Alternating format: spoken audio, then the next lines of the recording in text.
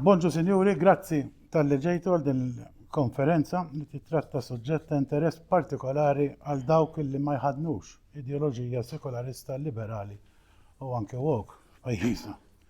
Nodin l-opportunità biex nirringrazzja l-President tal-Movimentazzjoni Soċjali, Dr. Edric Mikella Figallo, tal-li ġentilment għamel għad-dispożizzjoni tagħna il-kwartieri tal-Movimentazzjoni Soċjali disponibbli għall-avveniment tal-lum.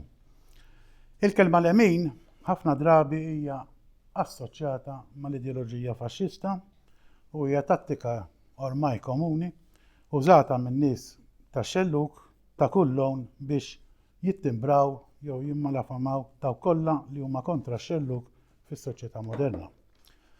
Dak illi ħafna jinsew huwa illi movimenti kattoliċi u tradizzjonalisti tal-lemin opponew il-faxxiżmu matul is-seklu li għadda peress li dan jitqies bħala ftit iktar minn espressjoni ta' soċjaliżmu awtoritarju tal-lemin. Ta' bilħaq, l-ewwel moviment intellettwali tal-lemin kien wieħed ta' aspirazzjoni kattolika li għandu l-oriġini tiegħu f'ħassieba bħal Joseph de Maistre, Gonzague de Renault, Plinio Correa de Oliveira u oħrajn. L-istorja tagħtina diversi eżempji ta' movimenti kattoliċi tal-lemin immexxija minn laiċi.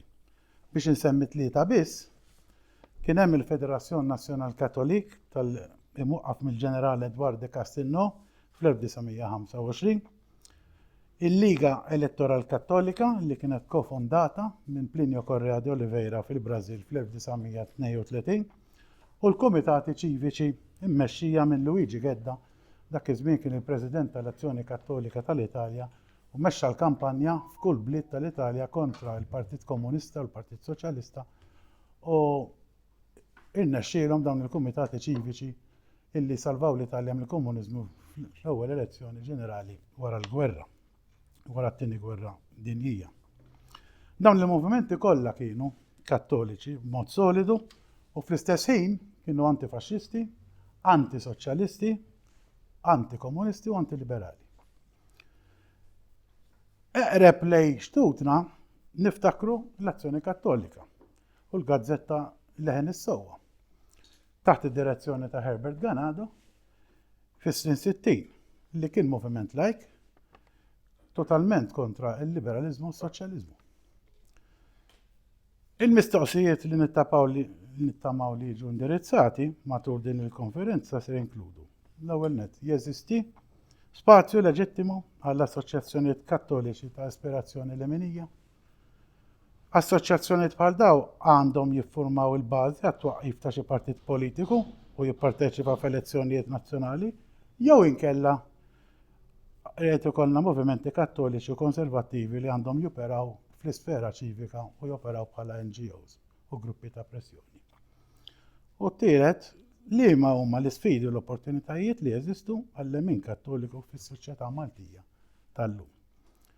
Biex indirizzaw dawn il-kwistjonijiet għandna panel ta' 3 kelliema u għed minnhom qiegħed on the way, l-ex segretarju parlamentari u deputat Edwin Vassallo, għandna il-President tal-Movimentazzjoni Soċjali, Dr. Edric Mikella Figallo, u għandna il-kollega tiegħi il-Professur Simon Merċija li huwa akademiku storiku u lettur fl-Università ta' Malta. Skont l-ordni tal-kellima, diġi daqsxejn minħabba li għadu ma wasalx, Sur Vassallo, ħanibdew bl-Avukat Edric Mikella Figallo li ħandirizza t-tema il-ħtieġa u l-importanza ta' militanza kattolika u kontrrivoluzzjonarja mill-lajċi Maltin dawn iż-żminijiet.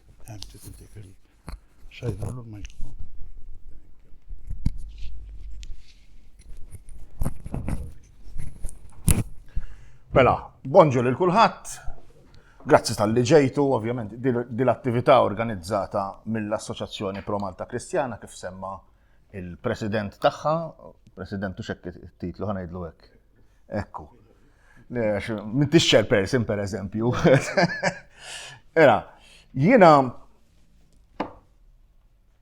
ħanitlaq mit-titlu tal-attività mhux nieqaf ħafna fuq. U moviment kattoliku li jtallem f'Malta opportunitajiet, possibiltajiet, sfidi u problemi. Kif għalibna Dr. Beatty, dil-kelma lemin tqajjem ħafna preġudizzi tħassib, inkwiet minn persuni, anke minn persuni li fil-konsiderazzjoni tiegħi daw ma jafux li huma essenzjalment li menin. Però it-titlu tal-intervent tiegħi huwa l-ħtieġa u l-importanza ta' militanza kattolika ta' natura kontro-rivoluzzjonarja mill-lajċi f'Malta f'dawn iż-żminijiet. X'inhi l-ħtieġa u l-importanza? Jiena naħseb trid tkun għami biex tħares madwarek fis-soċjetà u fiċ-ċiviltà Ewropea tagħna nistgħu mmorru oltre l-ċiviltà tal-Punent, wara kollox ħafna influssi kulturali ġejjin minn Amerika li spiss hija ta' impronta protestanta. Issa, il-ħtieġa hija aħna nemmnu li għandha tinbena ċiviltà li kellna u hija l-Kristjanità, distinzjoni daqsxejn lingwistika u iċ-ċiviltà f'almenu kif nitkellem hija il-Kristjanità, ir-reliġjon jew denominazzjoni differenti Kristjan huma l-Kristjaneżmu. Issa, jiena u naħseb kulħadd hawnhekk, però ma nħobbx nassumi żejjed, kollha il-koll Kattoliċi. Naħseb l-importanza tagħna li nitkellmu, li nkunu xhieda ta' dak li suppost nemmnu u li suppost nemmnu anke b'manjera ortodossa, ovvjament fil-kuntest tad-dottrina qed nirreferi mhux għall-ortodossi id-denominazzjoni. Huwa lampanti.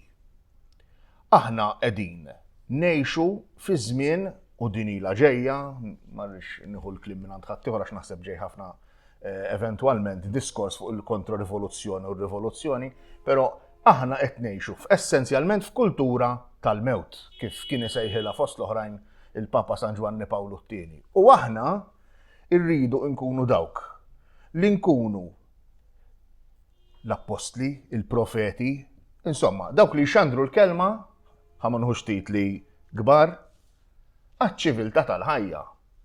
U jiena, pereżempju, xi tfisser għalija ċ-ċiviltà tal-ħajja? Żgur, u hawnhekk se nkun ftit ideoloġiku, żgur mhux xi ħaġa li ġejja minn xelluk politiku. X'inhu x-xelluk politiku? Dalgħodu dak li suppost huwa il-mexxej tal-Maltin u l-Awxin kollha, jekk mhux il-bieraħ, l-Onorevoli Prim Ministru il-bieraħ semma forzi progressivi u forzi konservattivi. Mela, ħanibda punt partikolari. Il-kelma konservattivi jien ma toġobnix. Semma jien ngħid li jiena tradizzjonalista. Però l-kelma progressivi titqajjem domanda u aħna essenzjalment qegħdin hemm kontra dal-forzi hekk imsejħin progressivi. U importanti narfuhom daw il-forzi għax huma dawk il-forzi li qed jaħdmu għall-kultura tal-mewt. Sfidi kbar għal moviment kattoliku, l-emini sejħulu li trid. Nafu li spiss dal-aħħar tqum xi kelma fuq l-abort, fuq l-eutanazija li issa qishom ħadu pass lura, però daqġejja elezzjoni ġenerali u rridu naraw xi proposti ħajkolna għall-elettorat. U l-importanza tal-militanza tal-lajċi f'moviment li huwa kontro-rivoluzzjonarju, u issa jkolli nistofferma ftit fuq x'nifhem biha jien kontro-rivoluzzjonarju,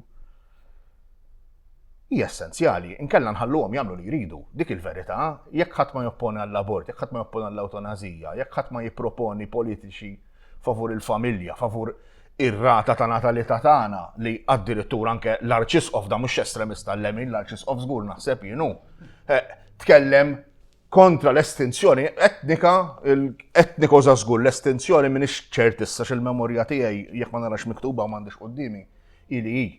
Però anke l-Arċisqof wasal hemmhekk, jekk mhux ħanitkellmu u d'importanti għax lemin xelluk iħawdu daqsxejn in-nies, jekk mhux se nitkellmu kontra l-mudell ekonomiku li għandna li huwa ultrakapitalista, ultra liberali fejn jridu, għax jien avukatu naf li hemm regolamentazzjoni fejn jridu.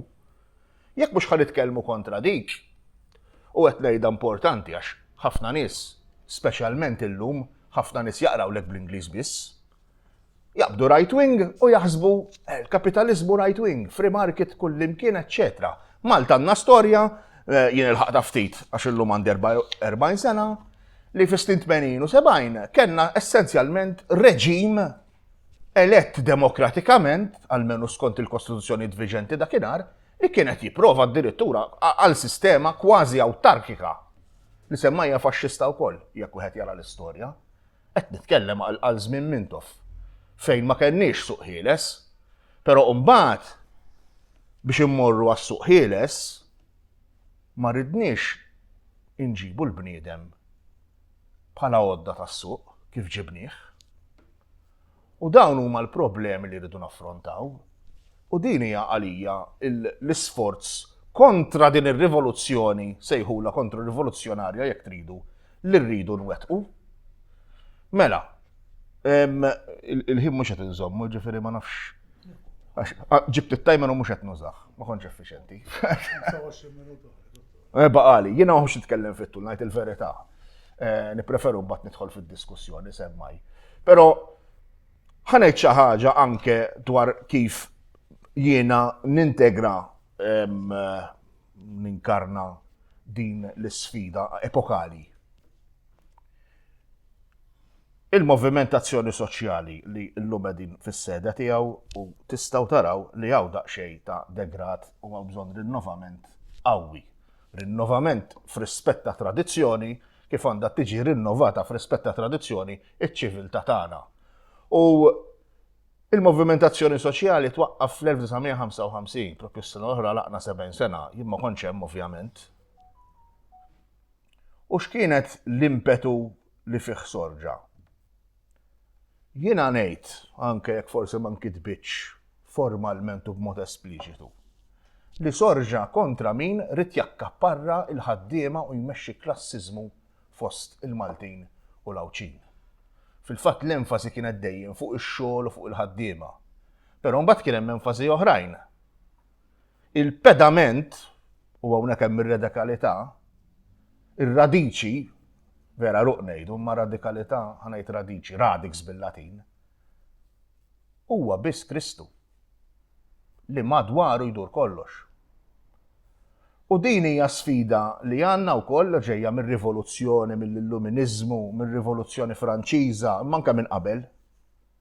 Fejn aħna llum il-ġurnata, kulħadd b'xi mod huwa korrott din ħaġa, aħna l-alla tagħna fis-soċjetà almenu saret lekk imsejħa awtonomija personali.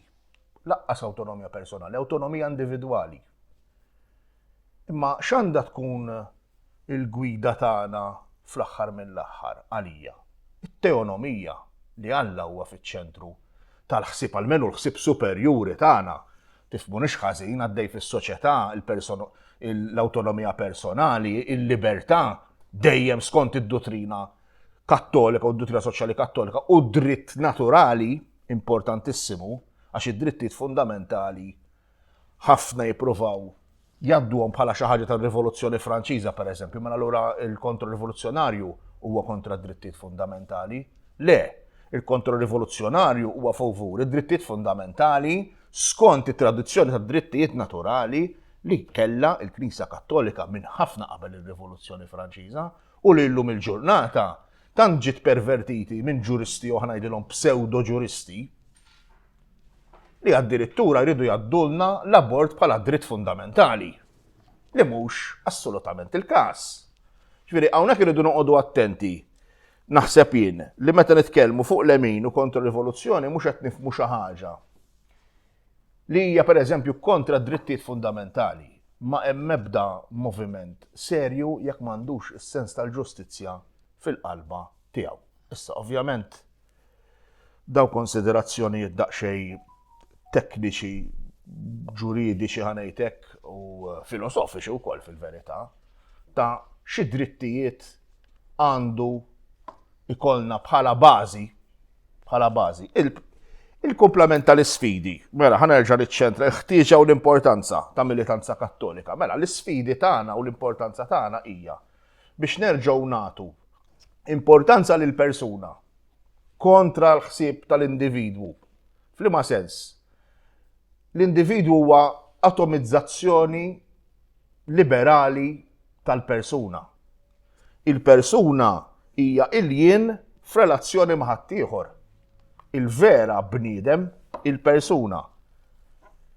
Irridu nagħtu importanza fil-ħsieb soċjopolitiku tagħna almenu l-idea ta' komunità, l-idea ta' komunità u tradizzjoni fil-komunità, xiġifieri, maħniex individwu għal rasu b'awtonomija bla limitu li jista' jagħmel li jrid. Din l-ewwel ma żistit qattu ħanejda bħala avukat, il-liġi x'inhi jekk mhux rabta biex iżommok lura.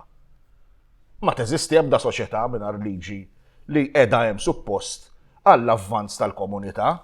Tajjeb. X'iżjed? Komunità oħra importanti u dina irrid ngħidha wkoll anke bħala President tal-Movimentazzjoni Soċjali hija il-patriottiżmu. Ġifieri hemm isfel għandna ħafna kitbiet ta' żmien il-moviment li jitkellmu fuq patriottiżmu, eċċetera, li hija parti mit-tradizzjoni kattolika, ġifieri aħna maħniex persuni bla patrija, aħna maħniex ħanejtek fratelli tuttu naqafem, mhux naqafem fl-intervent. Maħniex fraternità mingħajr ma għandna l-identitajiet u l-vera diversità tagħna. Daka iwassalna biex nespandu l-ħsieb tagħna lilin mill-konsiderazzjonijiet limitati tagħna, lilin min-nazzjon tagħna kultant, però jħan ngħid ħaġa. Jiena llum president ta' organizzazzjoni bi ftit membri. Fil-passat kellha l-eluf, illum aħna ftit.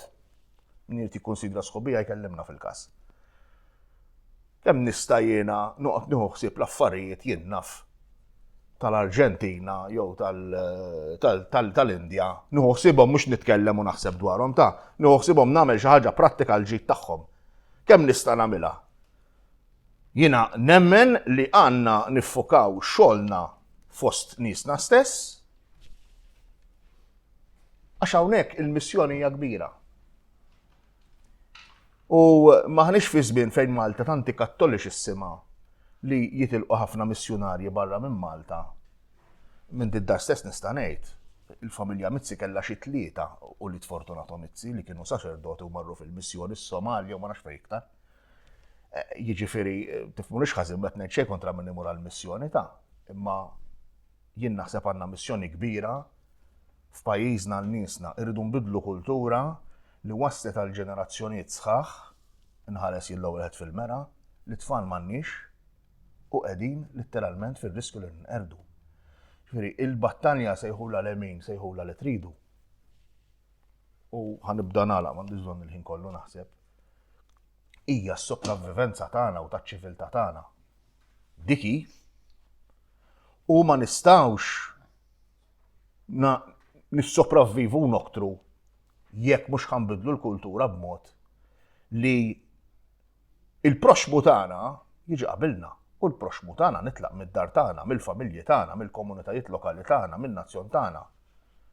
Kif ħanaqdu lil kulħadd madwar id-dinja kollha u nagħmlu l-ġid madwar id-dinja kollha jekk qed nirriskjaw li mhux ħankun hawn min jaħdem għalihom, mhux ħajkun hawn min jaħdem għalihom.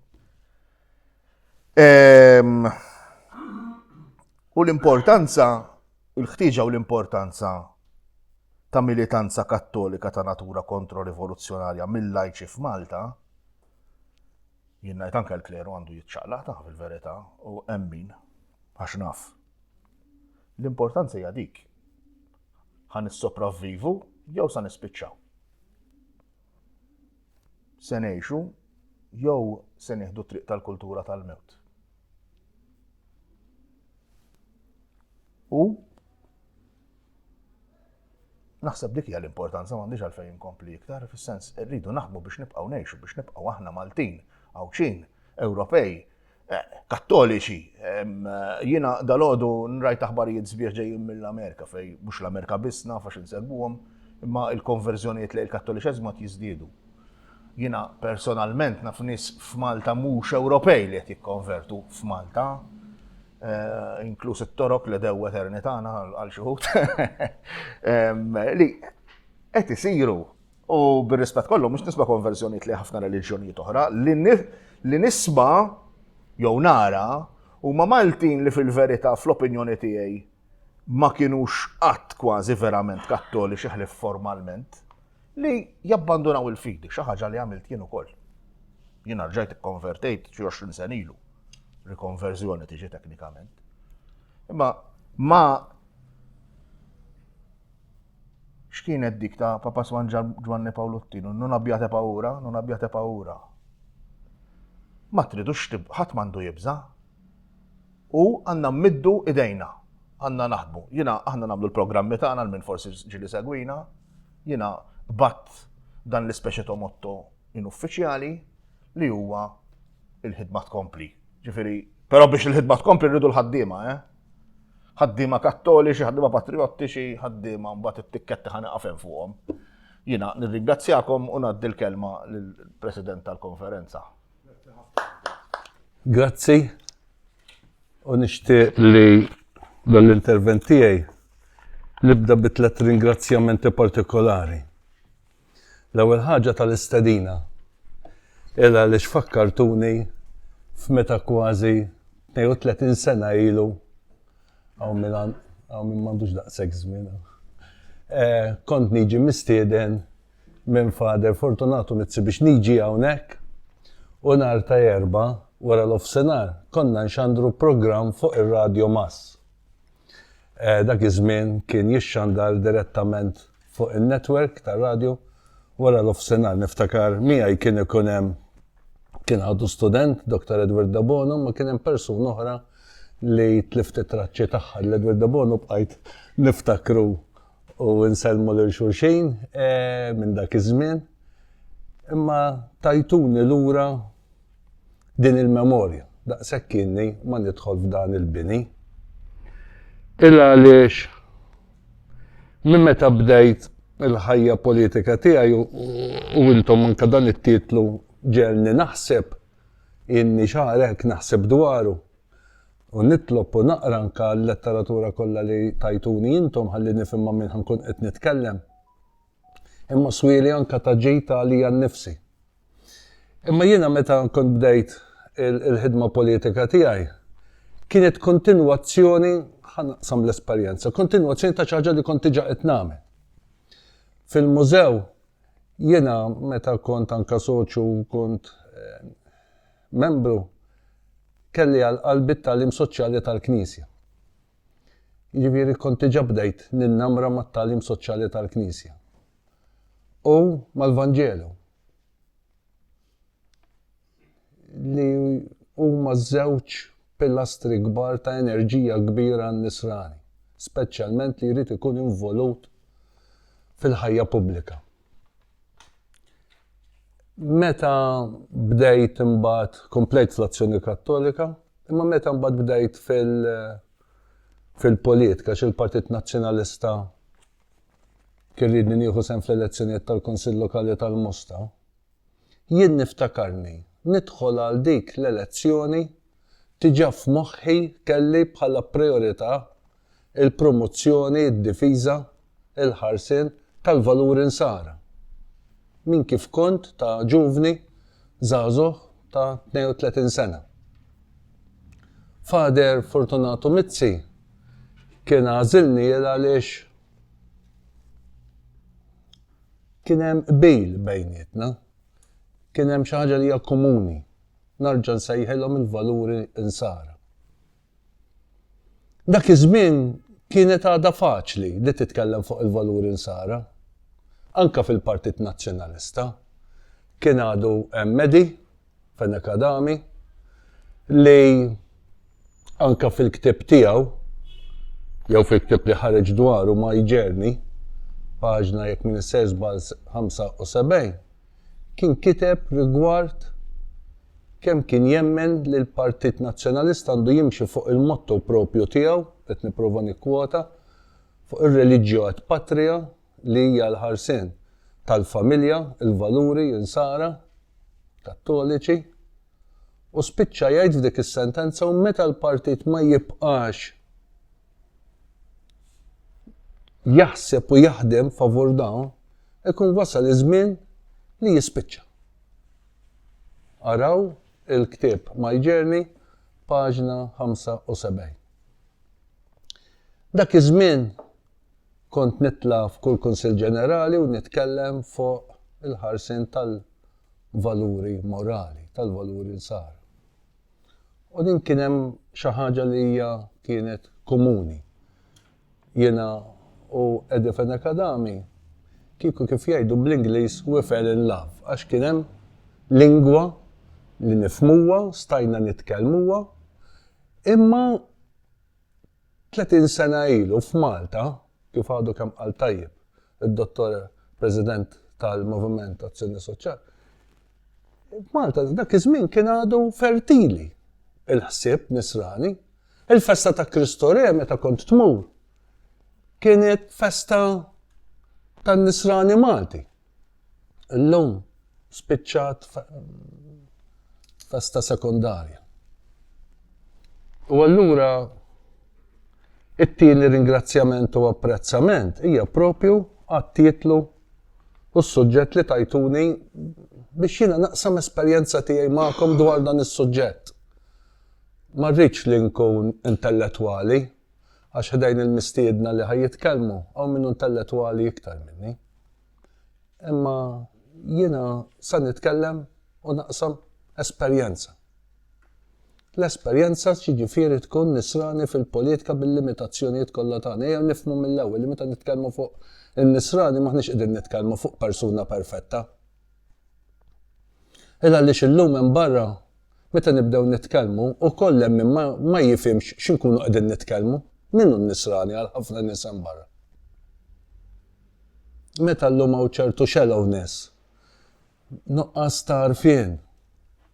Isek qed tipprova titkellem bl-Ingliż u ħadd ma jaf Ingliż, isek qed tipprova titkellem bit-Taljan u ħadd ma jaf Taljan, isek qed titkellem biċ-Ċiniż u ħadd ma jaf Ċiniż. Bliema lingwa se nkunu qegħdin nitkellmu biex nikkomunikaw ma' dawn in-nies tagħna. Kif qed jgħid għandna veru naqbel miegħek għandna veru missjoni.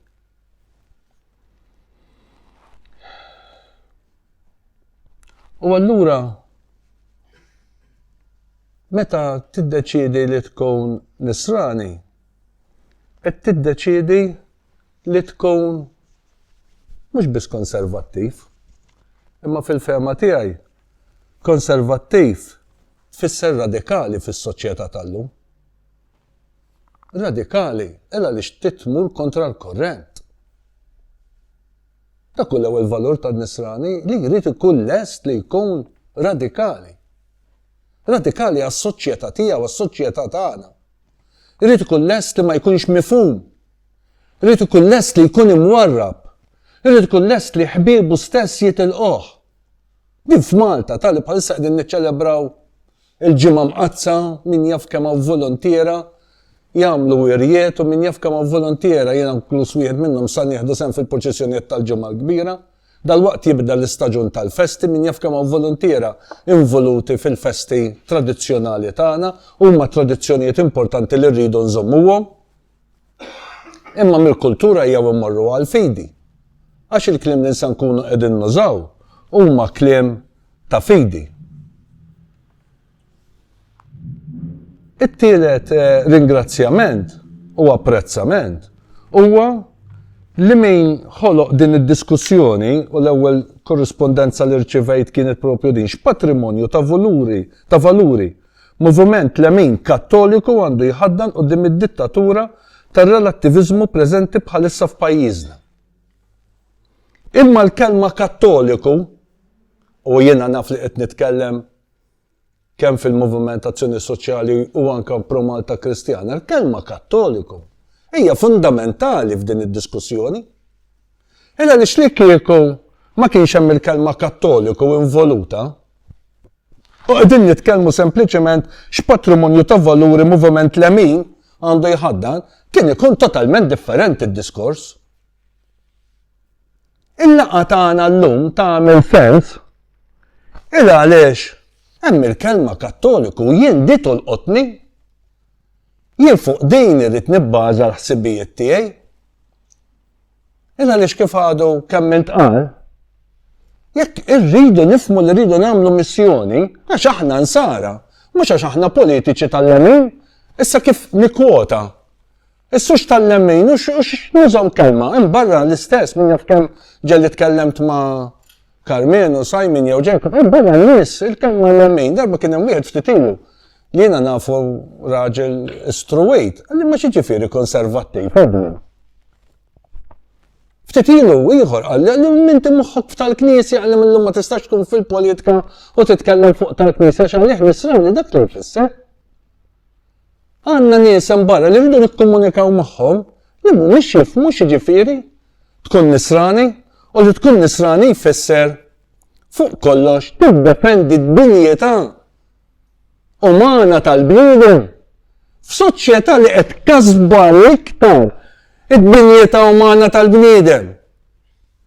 Illum qegħdin nagħmlu din il-laqgħa provvidenzjalment jew ironikament f'jum il-ħelsien. Tajjeb. Imma aħna ġew qegħdin nitkellmu fuq ħelsien ieħor. Fuq il-ħelsien tas-soċjetà tagħna min jasar mill-madmad, mill-ħakma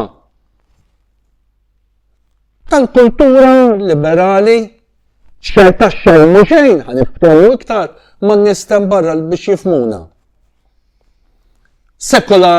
Ma' l-kultura sekolari, tar-relattivizmu, il-kultura li qatlet lill-Alla mis-soċjetà. U għandna l-gvern li jisponsorja l-kultura tal-Knisja Kattolika, niċeċ statwi pittura biex jagħlaq ħalq il-fejdi kattolika, il-mera x'kontra min qegħdin naħdmu. Fiema soċjetà qegħdin ngħixu.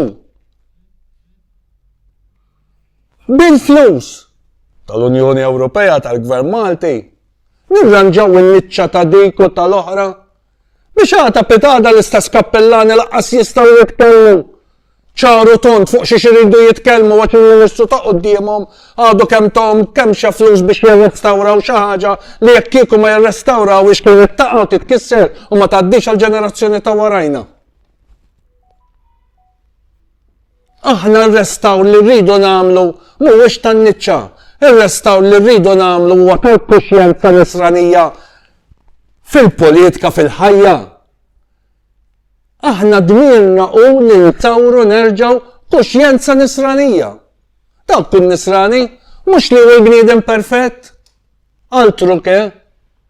Jien nisrani għax m'iniex perfett. Jien nisrani għax għandu bżonn l-għajnuna talla biex ngħix sura ta' bniedem. Jien nisrani għax jekk nitlaq il-fidi tiegħi, is-soċjetà tagħmilni oġġett li tużani u tarmini. U nafu x'liġijiet qegħdin lesti biex jgħaddu f'dan il-pajjiż minn politika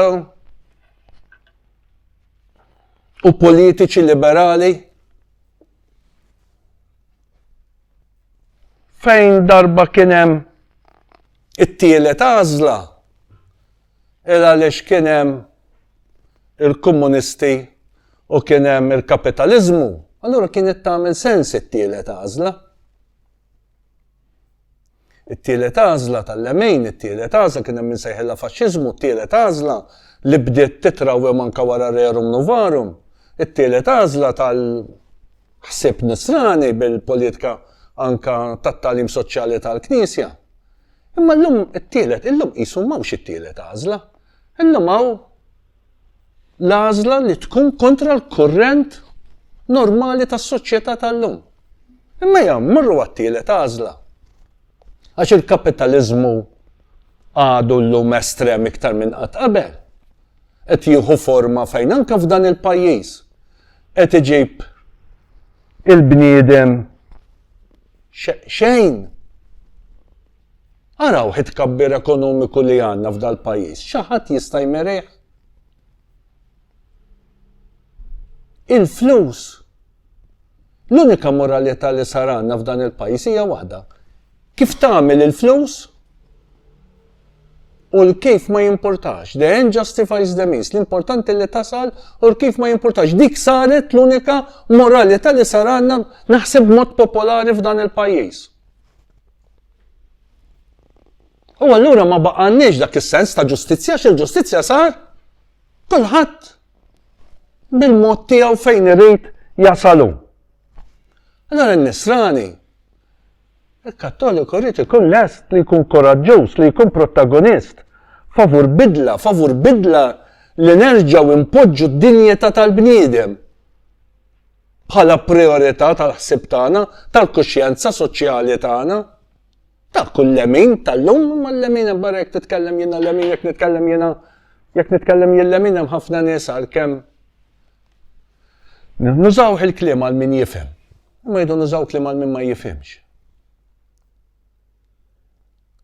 Ma ejjew nuru x'inhu l-prodott finali tagħna li aħna l-bniedem ma rridux isir oġġett li jintrema. Oġġett li jintrema bil-liġi tal-abbort. Għadna għastwielet nistgħu narmu l-bniedem. Jekk jispiċċa pejżejjed noqtluh qabel ma jmut eutanasja. Nispera nittama lill-liġi rigward issa it-testament favur il-ħajja ma jkunx mod ieħor għandi d-dubja x'għaddi ma rajt xejn miktub jien ma jkunx mod ieħor kif indaħlu l-eutanasja mit-tieqa mhux mill-bieb. Ma nafx, ma nafdax il-min qed jagħmilha ma għadni irrid nara qabel ma nikkundanna totalment jew infaħħar totalment. Qegħdin ngħixu f'soċjetà fejn l-iktar 3 valuri li huma medda fil-fehma tiegħi ma dawn narawhom hija l-ħajja, il-familja u l-libertà.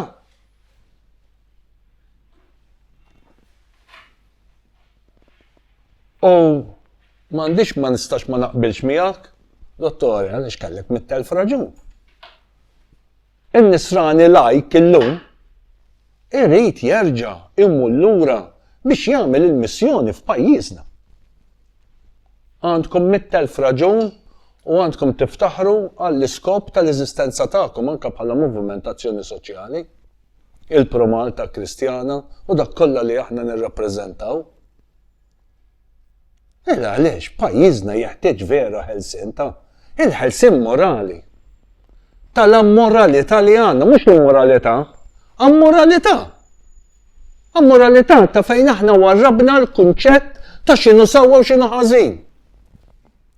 Darba kont qed naqra, u mhux darba qrajtu, il-ktieb intervisti u risposti tal-Papa Ġwan Pawlu T-tieni. Memorja u identità. U ħasditni meta qrajta l-ewwel darba s-sentenza ta' Ġwan Pawlu T-tieni meta qed jirrispondi u qal irridu nerġgħu mmorru lura l-kultura tal-ħażin. Għadda x'inhu jgħid? Għall-kultura tal-ħażin, ma kellu raġun komplejt naqra. Kien ifisser li jisma' rridu nibdew nerġgħu niftakru. U jiġina f'moħħna li hawn għażliet li kull għażla fija it-tajjeb u l-ħażin. Mhux tajjeb biss kollox sar tajjeb, kollox sar jgħaddi. Rridu nerġgħu nibdew nifhmu li dan tajjeb u da ħażin. Imma jeżisti l-ħażin għax il-relattivizmu dak li ġab li kulħadd jiddeċiedi skont x'jaqbillu fil-mument. U l-alla l-imbierek qtilnieh mis-soċjetà u meta qtilna l-alla l-imbierek u min qatel lill-alla l-imbierek għażel li joqtol lill-alla biex joqtol lill-bniedem. Alla ma mustajtik fajnek għax ma tarax. Imma l-bniedem tarax. Mela biex tikmanda jkollok poter assolut fuq il-bniedem, inti toqtol lill-alla biex toqtol lill-bniedem. Għax appena qtiltu l-alla minn moħħu, il-bniedem mbagħad huwa maniġabbli. Tista' timmanipulaħ kif trid. U kemm jekk hija sistema politika u kemm jekk huwa s-suq assolut li jrid jagħmel bil-bniedem dak li jrid, allura t-tendenza hija joqtol lill-alla. U jekk kellna l-komuniżmu fl-antik u llum għadu jeżisti magħna. Imma jekk kellna l-Marxiżmu li beda bil-kunċett li Alla ma jeżistix, li hu l-oppju tal-immaġinazzjoni tal-bniedem, jekk kellna dan il-Marxiżmu li kien jgħid nifirdu s-soċjetà mill-Knisja, nifirdu is-separazzjoni bejn il-Knisja u s-soċjetà l-Istat. U jekk kellna l-Marxiżmu li jgħid nieħu f'idejja l-uliet għax l-uliet mhumiex tal-ġenituri, jekk kellna l-Marxiżmu li jgħid jridu noqtlu l-familja, għax dik mhix il-familja hija l-ikbar kunċett ta' l-ewwel nukleu, l-ewwel komunità. U jekk kellna l-Marxiżmu li jrid jeqlet il-komunità U s-sens ta' komunità, għax in-nisrani jgħix fil-komunità. Il-nisrani huwa komunjoni, ma nistgħux ngħixu indipendenti minn xulxejn. Aħna nsarax f'komunjoni. Illum għandna l-ideoloġija tal-ġeneru li qed tgħid l-istess affarijiet, ir-repetizzjoni, ir-redefinition ta' xi kien Marxiżmu l-bieraħ, huwa l-ideoloġija tal-ġeneru llum. Li tittieħu tfal minn taħt idejn il-ġenituri u tagħtihom mill-istat. Malta għaddiet liġi li ħadet lill-ulied f'dak li għandu x'jaqsam edukazzjoni. Għandna l-ideoloġija li hija f'idejn il-politiċi liberali anke f'dan il-pajjiż li kisru moralment, soċjalment, ambjentalment, finanzjarjament il-familja. Il-Marxiżmu għadu magħna taħt isem ieħor, taħt bandiera oħra tal-qawsalla tal-koluri, m'għandix il-bandiera l-ħamra. Imma m'għada għadu. Iċ-ċaħda talla. Is-separazzjoni bejn il-Knisja u l-Istat fl-istess ktieb li semmejt il-Papa Ġwan Pawlu II għal aħna anke aħna l-insara qegħdin nifhmu ħażin xi tfisser separazzjoni bejn Knisja u Stat. Qegħdin nifhmuha kif riedu jfehmu ilna il-komunisti, ovvjament insewx il-Papa Ġwan Pawlu II minn fejn kien ġej. Pajjiż komunista il-Polonja. Għax għalkemm għandu jkun hemm separazzjoni, daqs kemm hemm separazzjoni bejn it-tazza u l-fliexkun f'dik li hija Knisja u Stat, għal dik li hija tmexxija tal-Istat u wieħed ma jindaħal f'ieħor. Imma il-koxjenza tan-nisrani. Tony Blair fi ktieb tiegħu The Blair Revolution insemmih bħala like. Kien qal the Christian faith is not like the bedroom slippers. You put it on and you put it off when you want. U meta kon ġejt biex nivvota kontra l-liġi għażwieġ għal persuni tal-istess sess, niftakar li kont għamil dal-argument.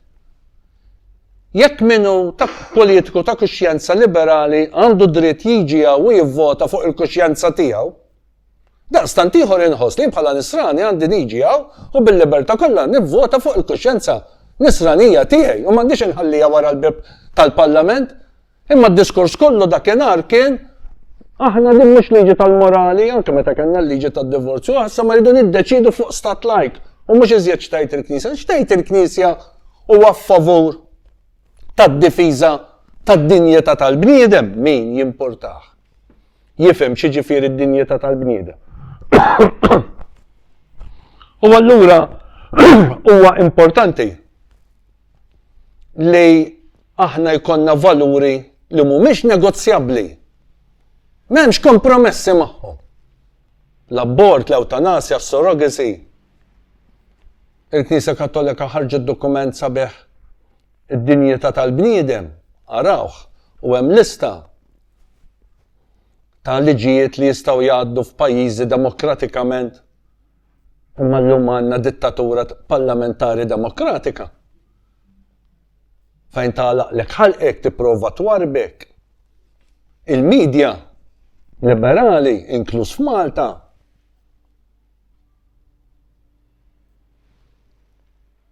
Xi ħadd qal li fuq il-Facebook jkun hemm Simon Merċi għatlu mistiedem bħali. Għax hawn nies f'dan il-pajjiż li huma ttimbrati tat-tielet klassi u tar-raba' klassi u tal-ħames klassi. Għax titkellem f'dinja fejn suppost hawn l-ugwaljanza. L-istess, ara kemm finta l-ugwaljanza f'dan il-pajjiż, l-istess Ministru tal-Ugwaljanza. Meta jien ipproponejt lill-Alex Borch li lest li nerġa' ngħin u nħalli fidejh biex jaru fejn nista' ngħin, il-Ministru tal-Ugwaljanza li suppost titkellem fuq l-ugwaljanza, xi champions equality cause f'dal pajjiż. Qalet tlieta Edwin m'għandux ikun involut fil-politika, lura fil-politika. Għax l-ugwaljanza, l-lum hija ugwaljanza biss għal min jaqbel magħhom. Jekk int ma taqbilx magħhom, m'hemmx ugwaljanza, ara kif l-ugwaljanza hija finta, hija ħrafa, hija farsa. Dawn il-ħelsien li qegħdin niċċelebraw illum. Il-ħelsien li jiftaħar b'ugwaljanza li hija finta. Intu gwali, inti tiswa sakemm taqbel magħna, jekk ma taqbilx magħna, u din hija across the board tafux. Mhux fil-partit biss li qed jiċċelebra l-ħelsien, across the board fis-soċjetà Maltija kollha. Almenu f'min għandu fidejh il-medja ta' dan il-pajjiż, jekk int nisrani, taħsibx li sa tkun fil-front page, jekk mhux biex jajruk. Jekk biex jajruk iwa. U allura huwa importanti li nifhmu li meta qegħdin nitkellmu fuq patrimonju, qegħdin nitkellmu li aħna rċivejna mingħand ta' qabilna patrimonju ta' valuri u issa hija kwistjoni ta' responsabilità. Jien dejjem ista il-ħajja u l-politika hija issue ta' responsabilità. Kemm lest li tidħol biex tarfa' responsabilità. U l-kellim ta' qabli, tkellem ta' jibqa' u hawn missjoni x'irridu nagħmlu. Taċċettax din is-sejħa jew le, issue ta' kemm ħadħossok responsabbli. U nifhem li kulħadd għandu il-mod tiegħu ta' kif jarfa' responsabilità. Imma jew inħossuna responsabbli biex dak li nemnu irridu tassew ngħadduh il-tawarajna. Ħin kella diġà qegħdin f'sitwazzjoni fejn demografikament Malta tinfittxuha ma nsibuhiex. Realment, minn hawn ftit ta' snin oħra, diġà għandna 7 lokalitajiet għal min jimportaħ, 7 komunitajiet għal min jimportaħ. Fejn il-Malti huwa minoranza f'dawn is-7 komunitajiet. U fejn il-Malti huwa f'minoranza f'dawk is-7 komunitajiet, is-saħħa tal-gvernijiet lokali f'dawk il-komunitajiet diġà kważi hija sotto zero, għax diġà ma tistax tikkomunika mal-barranin li hemm f'dawk il-komunitajiet, anke fil-ġbir tal-iskart, fl-iktar affarijiet normali. Immaġina fiex ħinġej is-sajf u niġu għal l-ixxu ta' sigurtà. Fejn il-babbux joħroġ minn qoxortu u kulħadd qed jiġri fit-toroq sa bil-lejl. Immaġina Malta tkun bħal dawk is-7 lokalitajiet f'minoranza, imma f'Malta m'hawnx min jaħseb fihom da għax sirna naħsbu fissa u għada mhux tagħna l-istorja tas-7 snin tal-Aqs u s-7 snin tal-ġejt minsija kulħadd. Ma jafux li wara s-7 snin tal-Aqs u s-7 snin tal-ġejt u n-nisorif waqt is-7 snin tal-Aqs ħażnu għas-7 snin tal-ġejt, ħażnu għas-7 snin tal-Aqs. U aħna maħniex naħżnu, nitkonsmaw biss il-moment. Ekonomija bbażata fuq il-konsum. Għamilna 11 biljun euro dej, 11 biljun euro dej għal politika tal-konsum. Niddejnu biex niklu. Fatda, ħadd ma jista' jmerieħ idawru kif idawru d-diskors. Għax budget wara budget dejjem konna qegħdin ngħidu il-politika bbażata fuq il-konsum lokali. Il-valuri nsara mhumiex barra mid-dinja ta' huma bread and butter issues. Għax li tiddefendi id-dinjità umana tal-bniedem, il-familja, il-libertà. Dak huwa l-mod ta' kif naslu għat-tisħeħ tal-kwalità tal-ħajja. M'hemmx tisħeħ u titjib fil-kwalità tal-ħajja jekk maħniex santejbu il-kwalità ta' kif qegħdin inħarsu tal-kuxjenza tagħna li tħares lejn id-dinjità tal-bniedem. U allura huwa importanti li l-valuri bażiċi jgħid il-Papa Franġisku fil-Fratelli Tutti apprezzati bħala stabbli minħabba s-sinifikat intrinsiku tagħhom. Imma ħanoġob il-min jieħu pjaċir b'dak li ġara meta kien hemm il-partit tal-Lemin Taljan Almirante ħani kwota sentenza minn tiegħu biex nagħmilha tiegħi. Dan id-diskors fil-Pjazza d'Italja meta kien hemm l-ewwel elezzjonijiet fl-Italja Ewropew kien qal il-lemin jeħtieġ li jkun koraġġuż, ħieles, liberu, nazzjonali u Ewropew. Jew huwa xejn. U l-Ewropa jeħtieġ iddur lejn għall-lemin, inkella ma tkunx mibnija fuq kollox ma tkunx Ewropea. U permettu li magħkom nagħmel l-aħħar sentenza tiegħi. Jeħtieġ li Malta ddur lejn il-lemin, issa l-lemin x'tifhmu intom qed nifhem li ddur lejn il-kuxjenza nisranija. Inkella Malta mija xejn. L-Ewropa inbniet minn fundaturi li kienu jemnu fil-valuri nsara, jekk l-Ewropa missa terġa' ddur lura lejn dawk il-valuri, missa tibqa' Ewropea. Għax aħna mhux it-tradizzjoni tal-vara li tagħmilna nsara. Tradizzjonijiet importanti, maħna l-fidi li rridu nsalvaw. U allura huwa importanti anke meta niġu biex niddefendu l-artiklu li hemm fil-Kostituzzjoni ta' Malta anke li l-fidi Kattolika hija l-reliġjon uffiċjali ta' Malta. Illum dak sar artiklu li le ma nistgħux ngħaddu mingħajru. Għalina fih sinifikat importanti. U dak l-artiklu qed jagħti dritta li l-Knisja tgħallem x'inhu tajjeb u x'inhu ħażin.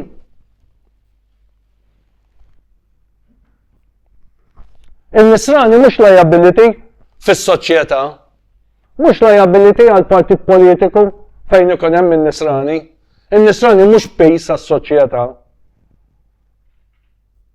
Però n-nisrani ma jistax jaqta' qalbu. U dik hija, u nibda nagħlaq, dik hija t-tendenza ta' problema li għandna. Li qudiem dan il-pejs kollu, qudiem din il-muntanja kollha li tidher li aħna qegħdin niġġieldu jew naħdmu biex nipperswaduha li hemm alternattiva l-ħsieb tagħha. Nispiċċaw naraw ix-xejn tagħna u naqtaw qalbna. U allura biex ma naqtawx qalbna, jiena intenni ngħid li għandna bżonn inkunu insara li ta' fidita.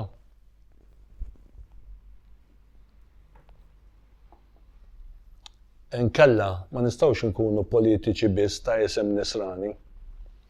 Imma l-fidi tagħna it's an extra layer of protection.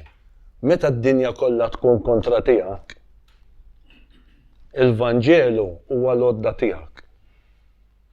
Meta d-dinja kontra tiegħek u ħadd mu qed jifhmek u meta jisimgħu dan id-diskors tiegħi jekk intom ix-xandroh ma jimpurtax jirridikolawna, imma l-kuruna tar-Rożarju hija l-għodda tiegħek. U meta inti tkun nisrani fil-politika u kulħadd jgħajrek u kulħadd jitilqek, il-vins tal-Ġesu sagramentat hija l-għodda tiegħek. Aħna maħniex qegħdin hemm biex ngħidu li aħna aħjar minn ħaddieħor għax aħna nsara.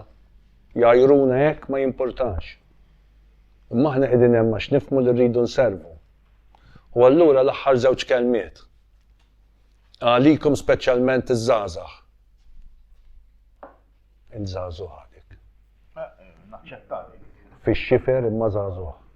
U jien żgħażugħ ukoll u anke Michael żgħażugħ. Hawnhekk m'hawnx anzjani, anzjan meta tagħlaq mit-sena, l-bqija intom kollha għadkom fix-xifer taż-żgħożija. M'hemmx isbaħ milli f'dan iż-żminijiet, m'hemmx isbaħ milli tkunu nsara. F'dawn iż-żminijiet, f'dan il-pajjiż, m'hemmx isbaħ milli tkunu nsara. Illa għaliex li tkun nisrani jfisser li qiegħed tiċċallenġja li qiegħed toħodha kontra dak kollu li qed ikisser u joħloq il-valur tal-ħajja, il-valur tal-familja, il-valur tal-libertà f'dal pajjiż. M'hemmx isbaħ milli tkunu nsara, eżiż, żgħażagħ.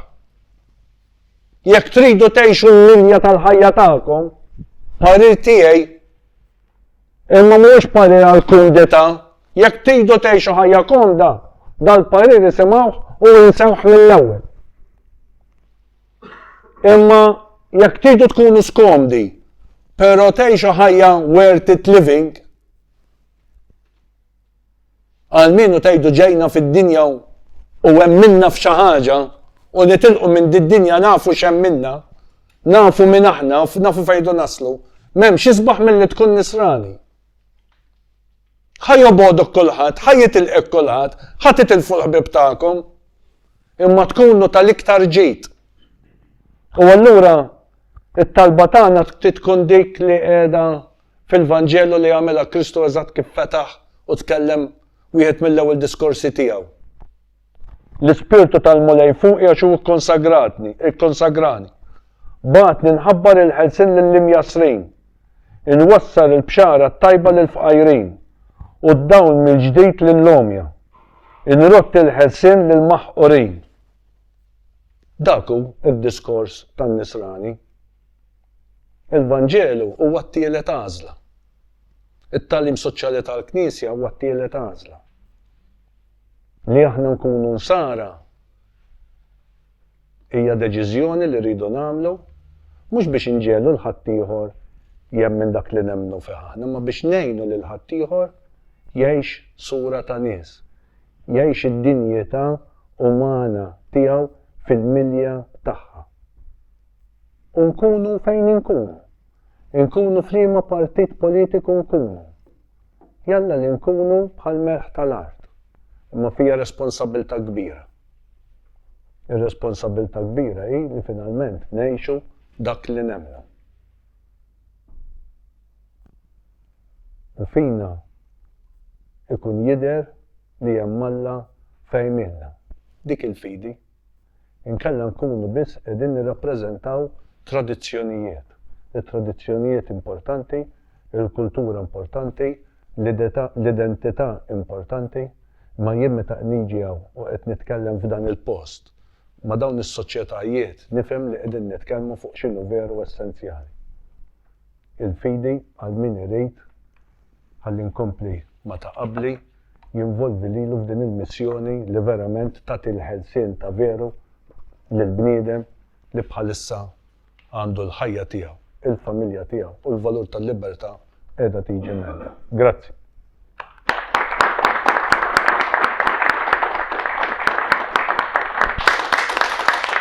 Għalet nirringrazzjakom tal-preżenza tagħkom illum. Jiena preparajt paper bl-Ingliż nkun qed nagħmel li permettuli. Bl-Ingliż u bil-Malti kienx problema għiduli dwar il-ħsieb tiegħi. Il-kollega ħabib tiegħi Filip bat li fuq xir nitkellem il-Movement Kattoliku Lajk f'Malta opportunitajiet, possibilitajiet, sfidi u problemi u jiena tlaqt mill-kunċett ta' sfidi għalhekk semmejtu hekk from extreme right to hard right in Maltese politics can Catholicism be the bridge for a lay Catholic right-wing movement in Malta and goes on. Raġuni għaliex tlaqt minn da ġa semmew mill-kollegi ta' qabli li speċjalment minn Edric li meta wieħed jitkellem fuq kunċett ta' extreme right hemm timbri, hemm storja wara li hija storja tqila bħalma kulħadd jaf. Ovvjament jiena qed naraw hekk f'dan il-kunċett ċertu valuri jekk ċertu kunċetti ta' lajċità kattolika għal volja għandi problema biex nifhem eżatt il-kunċett ta' lajċità imma ħan nitkellem hekk lajċità kattolika jistgħux ikunu ta' tranzizzjoni. U f'dan il-kunċett jiena xtaqt nibda minn bil-ħsieb tiegħi ovvjament jekk tista' tkun hemm din it-trasformazzjoni u dak l-ewwel ħsieb tiegħi minn extreme right għal hard right kif jissejjaħ fil-politika billi inħares lejn żewġ ħassieba prinċipali. Ħassieba li għexu ħafna żmien ilu, għexu fi żmien l-Illuminizmu, forsi għexu 200 sena ilu, jew aktar. Li imma li illum qed jiġu riskoperti għaliex il-ħsibijiet tagħhom jistgħu jgħinu kemm lil kattoliċi u anke dawk li mhux għax finalment meta wieħed jitkellem fuq il-lemin irid ukoll jaċċetta li jinvolvi umbrella kbira għax finalment anki fuq ix-xelluk hemm anke l-kattoliċi fordiri u din hija waħda mill-isfidi li jeżistu. Fordiri Wieħed jista' jgħid isma' l-Kattoliċi kollha għandhom ikunu fuq il-lemin, imma fil-verità fuq ix-xelluk hemm Kattoliċi għandek Kattoliċi jgħidulek isma' il-Bibja qed tħares u tmexxi lejn prinċipji xellugin. Mbagħad kien hemm nies bħal Fortunato Mizzi, nsemmu l-memorja tiegħu hawnhekk għal isma' nistgħu mmorru lejn iċ-ċentru. Naħseb u kien idea li meta krea l-movement anki soċjali li aħna qegħdin f'din is-sedja u nsellmu l-memorja tiegħu. Jiena f'dan il-kunċett ħankun qed nitkellem fuq l-isfidi tal-lemin aktar milli fuq sfidi oħra u x'inhuma l-isfidi għall-Kattoliċi. U hawnhekk fejn għalija jidħol bl-importanza l-ewwel ħassieb, dawn ħajkunu l-ewwel ħassieb li huwa Edmund Burke, mbagħad wara aktar tard imur għal David Hume, hemm l-ewwel ħassieb li huwa Edmund Burke li sar ħafna importanzi għal dak li llum jissejjaħ il-konservatiżmu kostituzzjonali modern. X'aħna nifmu konservatiżmu kostituzzjonali. Hawnhekk qegħdin nifmu ħsieb fejn teżisti mentalità li qed tiżviluppa, fejn il-liġi qed issir ħaġa arbitrarja u hawnhekk ukoll nerġa' mmur għall-ewwel kellim tiegħi. ċaħat kienet ikellimni, ħannuża xi ħaġa, pereżempju jiena gay, allura x'jiena gay għandi drut nuża t-termini mufta, allura hemmhekk ma naqax l-ebda taħt l-ebda liġi, hemmhekk jien m'iniex gay. Jiena like jew jiena ġejt ittimbrat bħala extreme right u nuża l-kelma pufta, allura hemmhekk qed nikser il-liġi. Forri hekk fejn għandek din l-arbitrarjetà fil-liġi u fil-Kostituzzjoni. Forri l-liġi ma tkunx applikata għal kulħadd l-istess, imma tkun applikata b'mod relattiv. Nfakkar hawnhekk il-figura ta' Papa preċedenti, Benedittu XVI, li tkellem ħafna kontra kull kunċett ta' relattivizmu. U danu li jitkellem Burke. Burke jitkellem fuq dan il-kunċett ta' to preserve constitutionalism, jew conservative constitutionalism. Ovvjament, Burke jitlaq mill-kunċetti u anki Hume ta' Rivoluzzjoni Franċiża tal-1789, rivoluzzjoni li deret għal-bidu tagħha bħala waħda li ħaġġib progress u anke karta ta' drittijiet sanċiti, kreazzjoni ta' kostituzzjoni li anke kien hemm assassin warajha dik il-kitba Fajer, wieħed mill-prominenti tagħha. Dik il-kitba for ħaġġib numru ta' drittijiet ugwali għal kulħadd. Ovvjament huwa prinċipju fih innifisom sabiħ. F'daqqa waħda li jiġri f'dak il-perjodu mingħajr ma nidħol f'ħafna dettalji bħalma tafu u hekk fejn Burke u anke Hume ħajsiru minn dem kienu konservattivi fil-mod kif nifhmu l-lum, imma jaraw mbagħad il-periklu li jinħaraq meta wieħed jibda jattakka it-tradizzjonijiet, meta wieħed jibda jattakka ir-reliġjon, meta wieħed jibda jattakka dawk li jissejħu inherited institutions u meta wieħed jibda jdaħħal kunċetti ta' constitutional restraint. Għaliex? U ħajdilna għaliex dawn huma ta' periklu. Huma ta' periklu għaliex dawn iwasslu għal numru ta' affarijiet li kollha seħħu fl-istorja. L-ewwel iwasslu għal violenza, it-tieni iwasslu għall-arbitrarjetà fejn il-liġi ma tibqax ugwali għal kulħadd imma terġa' ssir arbitrarja kif kienet qabel u għar minn hekk iwasslu wkoll għal tiranija. Jekk inti taraw f'kull moviment kemm jekk kienu dittaturi tal-extreme right u kemm jekk kienu dittaturi tal-extreme left, daw kollha wasalna għal daw il-kunċetti. Wordri jekk wieħed jitkellem fuq Hitler fuq Stalin ma tantx hemm differenza fil-mod fl-idea tiegħi kif daw ħadmu il-kunċetti politiċi. Allura, f'dan il-kunċett Burke u għalhekk qed isir anke ħassieb importanti fil-politika tal-lemin bħalma huwa Hume u għaliex anke joġob lili għaliex daw jagħtu importanza lill-istorja. Huma jitkellmu fuq il-bżonn tal-kontinwità storika, fuq il-bżonn tal-wirt soċjali, u hawnhekk nifraħ lil-Eric li għalla volja bqajtu intom ftit, imma qed tibqgħu għaddejjin fuq dan il-wirt soċjali u fuq kollox importanti wkoll li riformi u progress għandu jkun hemm għaliex le. Is-soċjetà tevolvi, aħna nevolvu, imma ir-riformi jridu jsiru b'mod prudenti, mhux mod arbitrarju u radikali. Dan huwa kif Berk ħares lejn daw l-istrutturi. Allura huwa kien enormament kontra kull razzjonalizmu politiku. Speċjalment dak ir-razzjonalizmu politiku huwa wieħed astratt. Aħna xi ħaġa li ngħidu lill-istoriċi fl-istorja nitalmu l-ewwel araw il-fatti u mbagħad aslu l-konklużjonijiet u t-teoriji. Ħafna drabi f'dawk li huma jmorru fuq dan il-moviment razzjonali jikkreaw it-teoriji u mbagħad isibu il-fatti għalihom. Vorri hawnhekk hawn metodoloġija pjuttost differenti. Allura huwa kien kontra dawn l-affarijiet li fejn kien jemmen li m'għandix ikun hemm dawn l-arbitrarjetà għaliex kien jemmen u jinkoraġġixxi ideoloġija politika li għandha tkun parti mill-istituzzjonijiet li tgħix u mill-istorja li wieħed għadda minnha.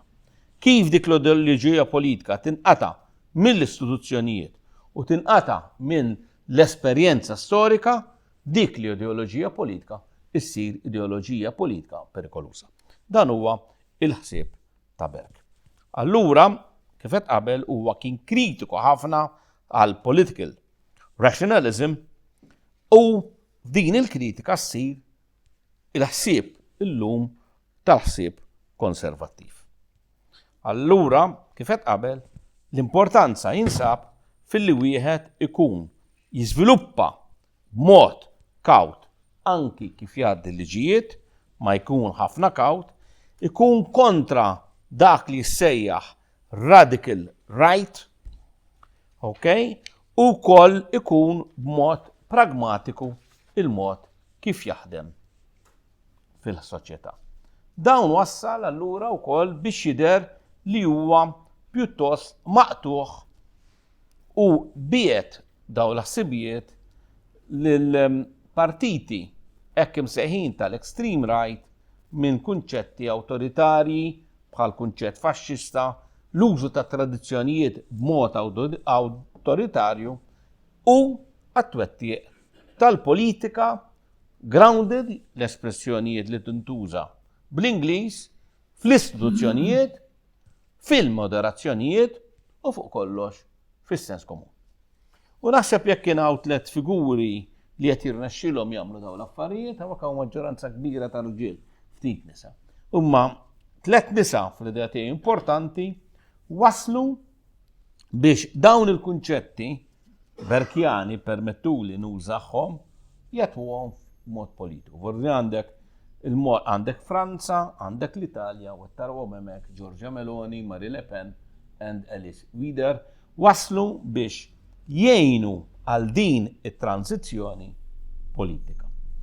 Li naħseb li it-tranzizzjoni politika tagħhom imxiet minn politika li normalment kienet tiġi imbuttata, ittimbrati biha bħala nies tal-extreme right għal dik li nistgħu nsejħula politika ta' hard right. L-aktar waħda, l-ikbar waħda li għandha l-isfidi qudiemha hija Wilder għaliex ovvjament it-tradizzjoni ġewwa il-Ġermanja li tqal minħabba n-Nażiżmu biss irnexxielha wkoll tagħmilha Giorgia Meloni, tagħmilha Marine Le Pen u nistgħu ngħidu Giorgia Meloni għandha wkoll l-isfidi tagħha. Biss issa sal-ġurnata tal-lum Giorgia Meloni irnexxielha tagħti lill-Italja naħseb stabilità politika li daw kollha tal-età tiegħi ilhom ma jarawha minn żmien Bettino Craxi meta kienu ġie kreat il-famuż Pentapartito. Marine Le Pen irnexxielha tkisser il-firewall li kien hemm kontrija u llum il-Front Nazzjonali għal dawk li segwu l-politika Franċiża huwa l-ikbar partit politiku Franċiż huwa llum huwa l-partit tal-Oppożizzjoni waqt li Alice ukoll qed jirnexxielha tiftaħ u tkabbar huwa tkun anki ta' pressjoni kbira anki għal PP ġewwa il-Ġermanja u nista' ngħid każ li kif laħaq il-kanċillier ġdid Ġermaniż għal volja b'alleanza mal-Soċjal Demokratiku marru biex jitellaw il-bandiera ta' Rainbow Flag fuq il-Parlament Ġermaniż, il-Bundestag, u qallhom hawnhekk mhux iċ-ċirku. Vordiri di kienet l-ewwel ħaġa, vorrek tara il-pożizzjonijiet li qed jieħu għal volja huwa f'alleanza, vordiri ċertu affarijiet li m'għandna xejn kontra l-gejs u l-ebda xejn hawnhekk mhux qed nitkellmu, m'għadux nistax anki dir nexxiela tmexxi vordiri wieħed mill-ikbar esponenti li sapporti għal Giorgia Meloni fil-politika, il-direttur tat-Tempo huwa gay mod miftuħ. Vordiri di mhux qegħdin hawn nitkellmu xi ħaġa kontra xi orjentazzjoni sesswali jew le. Nitkellmu hawnhekk pożizzjoni ta' ħsieb. Dina kienet parti mit-tranzizzjoni li għaddiet from the extreme right to the hard right. Okay? Vordini kienet anki parti mit-tranzizzjoni li qiegħda ssir. Ovvjament kien hemm l-isfidi, aħna anki l-partit iż-żgħar f'Malta għandhom l-isfidi tagħhom u kellhom l-isfidi tagħhom, biss irnexxielhom anki jinqataw mill-movimenti.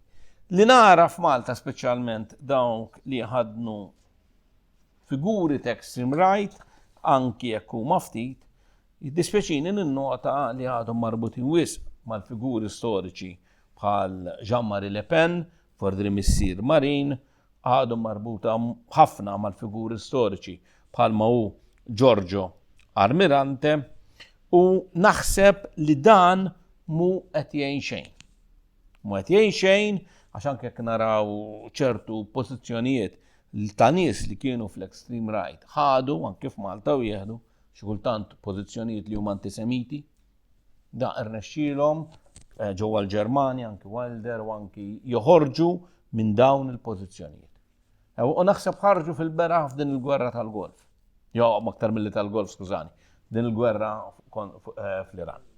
Okay, vordiri, ovvjament, Iżrael qed jattakka, mhux se nidħol jekk hix gwerra ġusta jew le, mhux l-ħsieb tiegħu niddiskutu l-gwerra. Jiena l-ħsieb tiegħi hu ħaġa oħra li f'ċertu nies tal-extreme right daqqa waħda spiċċaw kontra Netanyahu mhux għax huma hemm sentiment antisemita.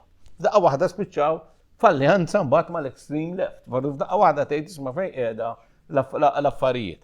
Vordri din hija għaliex ġewwa l-Italja u anki ġewwa Franza daw il-partit anki jekk Meloni batiet minħabba din il-gwerra għadha kif tilfet referendum. Okay, issa Meloni dak ir-referendum wkoll tilfitha għax huwa wkoll l-isfidi u l-problemi tal-Kattoliċi. Il-Konferenza Episkopali Taljana mexxija minn Zuppi ma tantx kienet favur dawk ir-riformi, anzi tippermettu li ngħid li kienet kontra min isegwi daqsxejn l-aħbarijiet Taljani għax dik l-impressjoni li datni. Vordri għenu it-telfa il-Knisja stess. Persuna li qiegħda tafferma l-identità kattolika ġewwa l-Italja b'mod liberali, ma mxejn kontra l-liberalizmu, l-liberalizmu xi ħaġa sabiħa. Okay? Mod liberali, liberali estrem meta mbagħad isir problematiku. Mod liberali, imma b'mod qawwi sabet istituzzjoni sħiħa kontra tagħha. Ovvjament din hija sitwazzjoni daqsxejn differenti għal dawk li jsegwu il-politika ġewwa Franza. Franza hemm sitwazzjoni aktar problematika għall-isfidi li qed issemmi, ma huma pjuttost problematika għall-isfidi kattoliċi. Mhux għall-isfidi, mhux li Malta ma jeżistux. Għaliex Franza, u din waħda mill-problemi u l-sfidi għall-lemin f'Malta. Franza, il-Knisja ġewwa Franza hija pjuttost knisja li hija gallika. Xi tfisser Gallika? Gallika tfisser li hija knisja marbut, Gallika huwa l-isem ta' Franza moti mir-Rumani.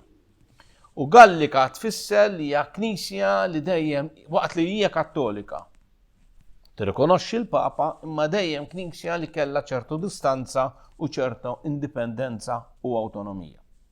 L-knisja pereżempju fl-Italja u f'Malta għandilha. Dan wassal li Franza għandek l-Istitut Kattolik di Paris, per eżempju, fejn verament tiġi formata teoloġija kattolika. Teoloġija kattolika ma tiġi formata Ruma. Ruma hija l-belt fejn tiġi diġdawt, mibjuha ħanejdu hekk, grazzi tal-espressjoni. Imma teoloġija bħala ħsieb teoloġiku huwa aktar ġi formata Franza. Franza għandek din l-indipendenza. U il-moviment tal-Pen għammek kien fuq Ġammarija xina kon nistudja anke fis-snin 90 ġewwa Franza u kon ninnutaħ li kienet jiġri kien li dak kien moviment żgħir biss dawk li kienu jivvutaw lill-extreme right kienu jibqgħu jivvutaw lill-extreme right. Lill-movement tiegħu National Rally. No? Kien jivvutawlu. Wardi waqt li fil-partit il-kbar li qed tiġri anke issa f'Malta. Il-voti qed isiru aktar fluidi għandek nies li titilqu mill-partiti u jmorru ma jivvutawx, dak li l-huma mit-tielet partit. Dawk ġewwa li kienu jivvutaw extreme right fi Franza, kienu jivvutaw baqgħu jivvutaw. U waħda mill-istrutturi reliġjużi li kienet tappoġġa ħafna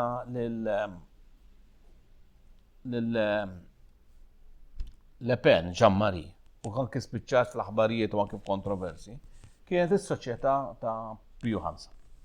Ovvjament kienet soċjetà li hija li żammet ma' tradizzjoni kattolika f'dik li tissejjaħ il-Qudiesa Tridentina. Whatever. U kien jistidnu mal-Qudies, jagħmlu Qudies, whatever. Ovvjament is-soċjetà Pio V bħalma tafu hija soċjetà indipendenti bħalissa għaddej anki kriżi oħra ma' Ruma. Sorry, ta' Pio 10, Pio 5 huwa il-riforma tar-rit. Ok, Pio 5 li għamel ir-rit huwa Pio 10 u mbagħad fejn huma assoċjati magħha. SSSP. Ex-SSSP. Is-soċjetà. Whatever. Ovvjament, f'każ ta' Le Pen terbaħ, ovvjament ħajkollha aktar saħħa. M'hemmx dubju ġewwa Franza. Dan huwa fatt li huwa ħajkollu importanza fil-kustjoni ġewwa Franza. Ovvjament f'Malta waħda mill-isfidi li qed titkellmu għaw trattajt mbagħad ngħaddihilkom u anke x'anki jiena għexta personalment il-Knisja mhux bil-fors bħalma hija fl-Italja li ħadd tkun dejjem NLA. Jekk ovvjament fil-Kastijaj jiena kritiku ħafna ta' x'inhu għaddej ġewwa l-Knisja, ħafna jew assassin u kellna każijiet fil-medja mingħajr ma nsemmu l-ħadd li fl-idea tiegħi huma assassin li jagħmlu xogħolhom li ġew prattikament mormija. F'każijiet minnhom il-kurja sabet saħansitra n-nies kontra tagħha, inkluż nies mix-xelluk.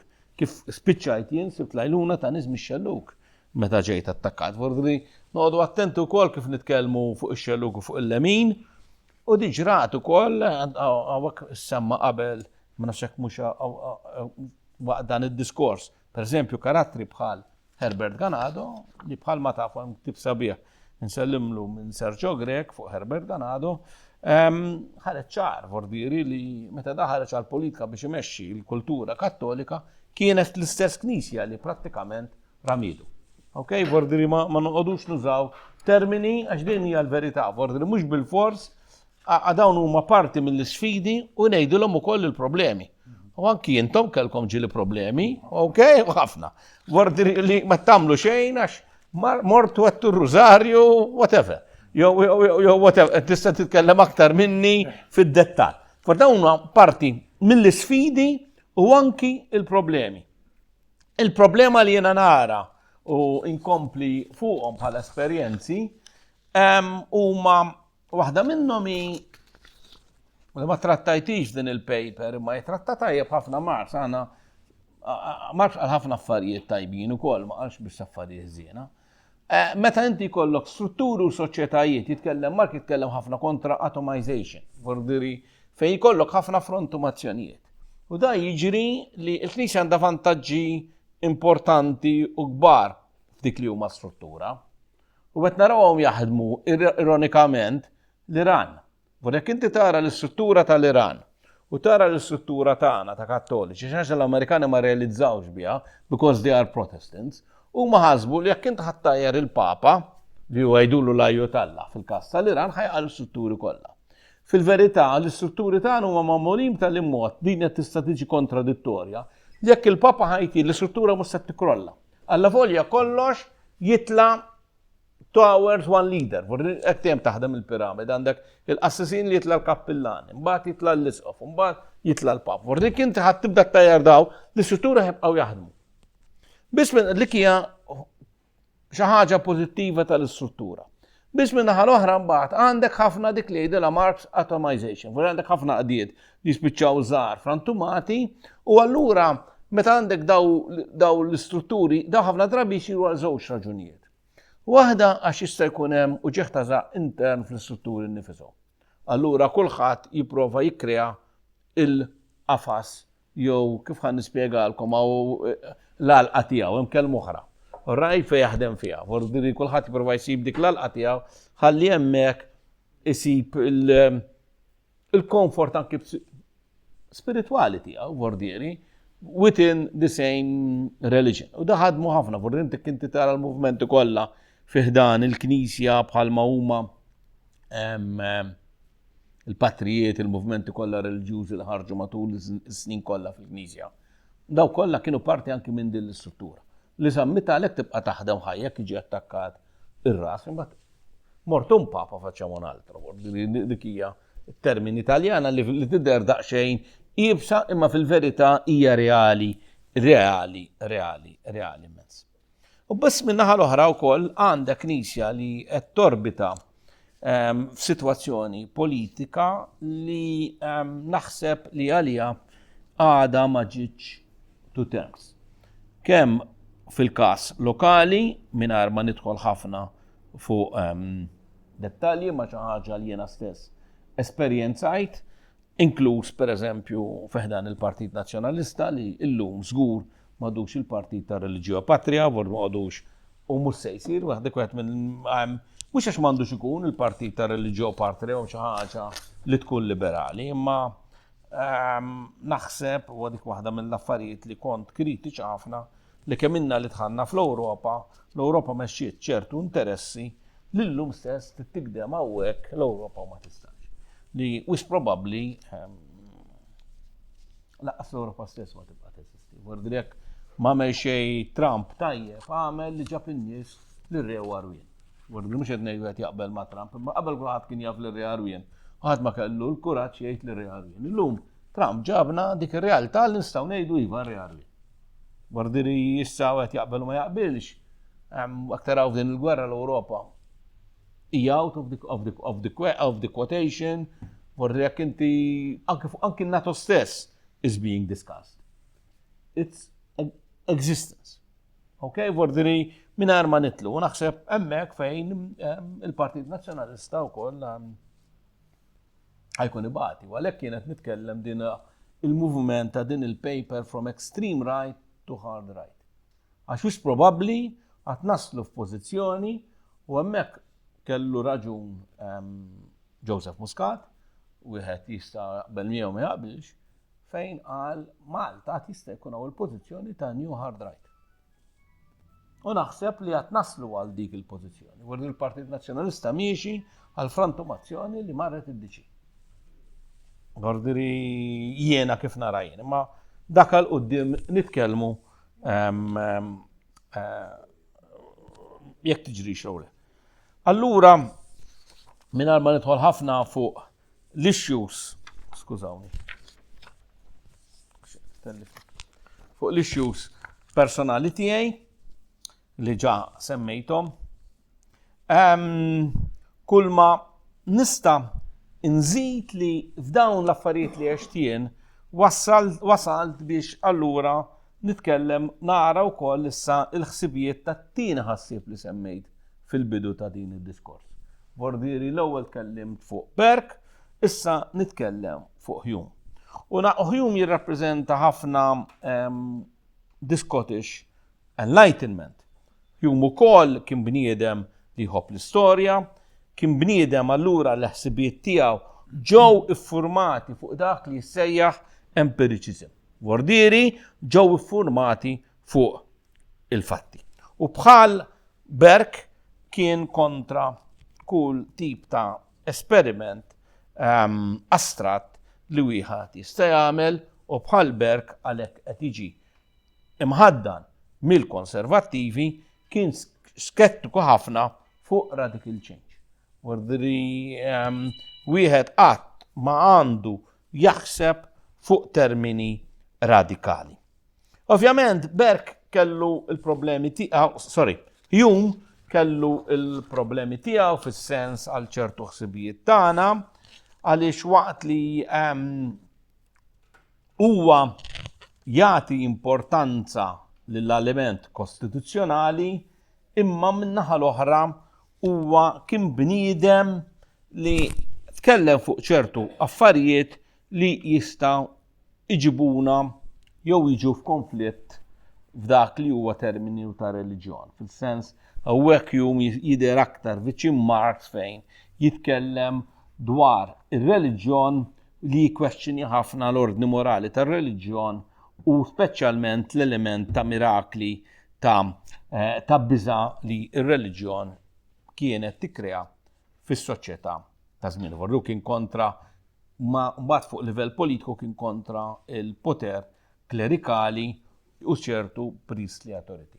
Allura hekk il-ħsieb ta' separazzjoni bejn Knisja u Stat ma jibdiex Marx, jibduh il-konservattivi, jibduh nies bħal Mazzini u oħrajn.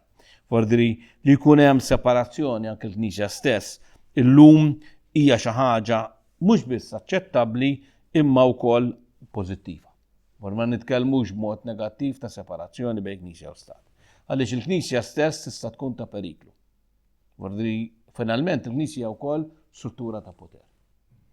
Allura min jista' jmexxi jista' jkollu viżjoni mod, jista' jkollu viżjoni oħra. Bordieri u hekk fejn xi kultant kif tkellimt qabel jista' jkun hemm uġigħ ta' ras ukoll fost membri tal-kleru. Biex jew anke fost l-istess komunità. Il-qawwa tagħha kif tiżviluppa din l-istruttura jekk tibqax iż-żomma maquda jista' jkollok żmien fejn da jista' jwassal għal qasma kif ġara bil-Protestantiżmu u dik il-qasma tal-Protestantiżmu fisser li meta inti tajjar ras dawn l-istrutturi taqa' l-istruttura kollha il-movement kattoliċi żviluppa dik l-idea li jekk ikun hemm dawn it-tip ta' affarijiet l-istruttura tibqa' b'saħħitha u tibqa' tiffunzjona. Fuq kollox Hume jitkellem fuq elementi naħseb qiegħed fuq wara dawn huwa bejn l-istat kompli jitkellem fl-essays tiegħu fuq elementi li jistgħu waslu wkoll għal natura ta' problemi ta' natura razzjali. U hawnhekk ukoll fejn nista' nifhem ukoll il-Knisja mhux daqshekk ħadd tkun konvinta dwar Hume u hemmhekk naqbel magħha. U għaliex qed insemmija? Qed insemmija għaliex daw it-termini ta' natura razzjali u mbagħad nista' nibda nimxi lejn il-konklużjoni tiegħi ta' oħrajn sfidi li xi kultant qed ikollu kemm il-lemin u kemm ċertu elementi konservattivi dan il-Knisja li jaraw l-immigrazzjoni bħala element mhux biss ta' sfida ma ta' periklu għal ċiviltà. Dan il-kuntest għal ċiviltà Kristjana. Ovvjament, di tal-immigrazzjoni u kienet ukoll pożizzjoni, jekk taraw il-pożizzjoni ta' Meloni kienet pjuttost pożizzjoni mħalta, illum ċertu elementi tagħha li jiġu kreati strutturi outside the state last week were endorsed by the European Parliament. Ma nafx kontux qed issegwhom. Biss min-naħa l-oħra wkoll l-immigrazzjoni biex issa nsemmu n-naħa l-oħra tirrappreżentaw hija l-mod il-problema tal-immigrazzjoni mhix l-immigrazzjoni fiha nfisha, imma l-mod kif l-immigrazzjoni titħaddem. Hemmhekk hija l-isfida. For jekk intom tattakkaw jew xi ħadd jattakka l-immigrazzjoni, he is doing the biggest mistake. Il-problema hi ta' kif l-immigrazzjoni titħaddem.